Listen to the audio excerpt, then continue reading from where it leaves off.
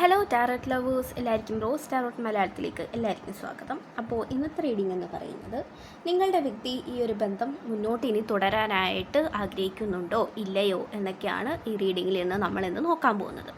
അപ്പോൾ നമുക്ക് റീഡിങ്ങിലേക്ക് കടക്കാം. അപ്പോൾ നിങ്ങളുടെ ഒരു ഹെൽത്തി റിലേഷൻഷിപ്പ് ആയിരിക്കാം ഉണ്ടായിരുന്നിട്ടുണ്ടാവുക. പിന്നെ ഈ വ്യക്തിക്ക് നിങ്ങളോടുള്ള ഒരു അറ്റാച്ച്മെൻറ്റ് കുറയുകയും നിങ്ങളെ കെയർ ചെയ്യൽ സ്റ്റോപ്പ് ചെയ്യലും ഒക്കെ ഇവർ തുടങ്ങിയിട്ടുണ്ടാവും. അപ്പോൾ മുതൽ തന്നെ നിങ്ങൾക്ക് പലതരത്തിലുള്ള സംശയങ്ങളും ഉടലെടുത്തിട്ടുണ്ട്. ഈ വ്യക്തിക്ക് നിങ്ങളോടുള്ള സ്നേഹം കുറഞ്ഞോ, എല്ലാം അവസാനിക്കാൻ പോവുകയാണോ എന്നൊക്കെ നിങ്ങൾക്ക് പല രീതിയിലുള്ള ചിന്തകൾ വന്നിട്ടുണ്ടാവാം. പക്ഷേ ഇവരും കുറച്ച് ആലോചനയിൽ തന്നെയാണ്.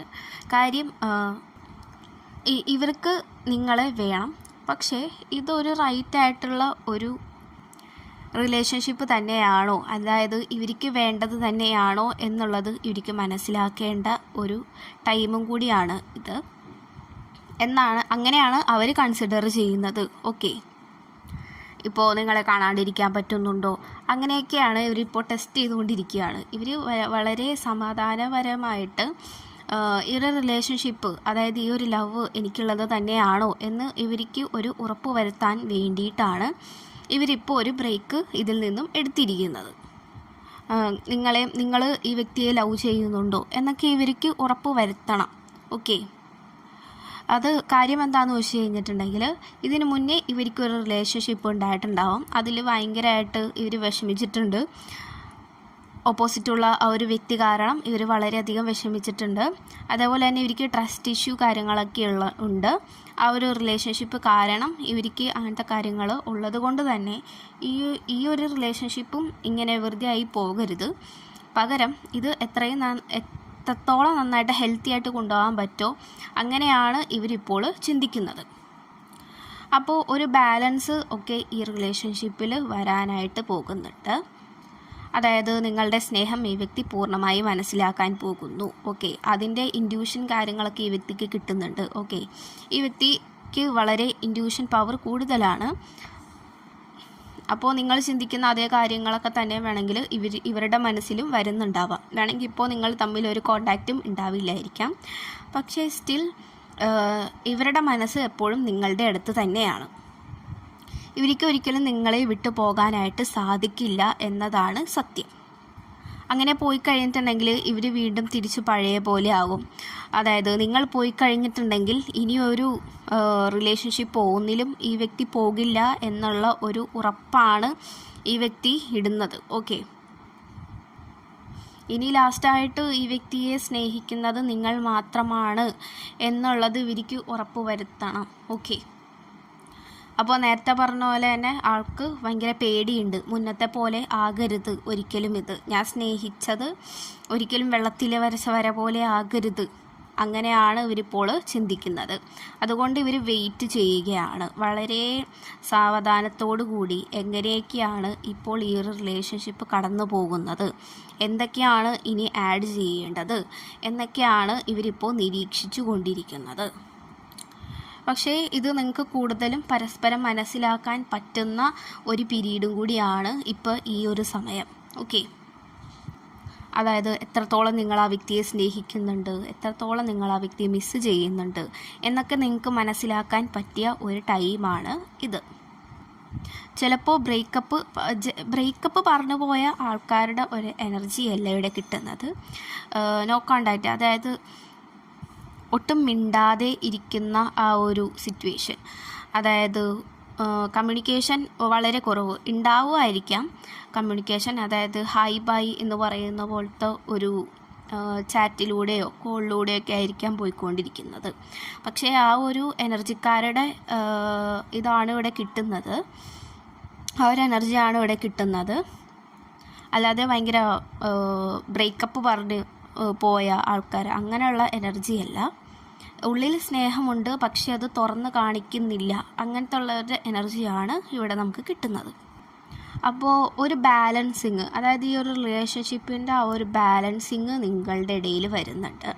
അതായത് നിങ്ങൾ തമ്മിൽ കൂടുതൽ മനസ്സിലാക്കുകയും അവർക്കെന്താണ് കൂടുതൽ ഇഷ്ടം അത് ചെയ്യാൻ നിങ്ങൾ കൂടുതൽ ശ്രമിക്കുന്നു, അവരും അതേപോലെ തന്നെ.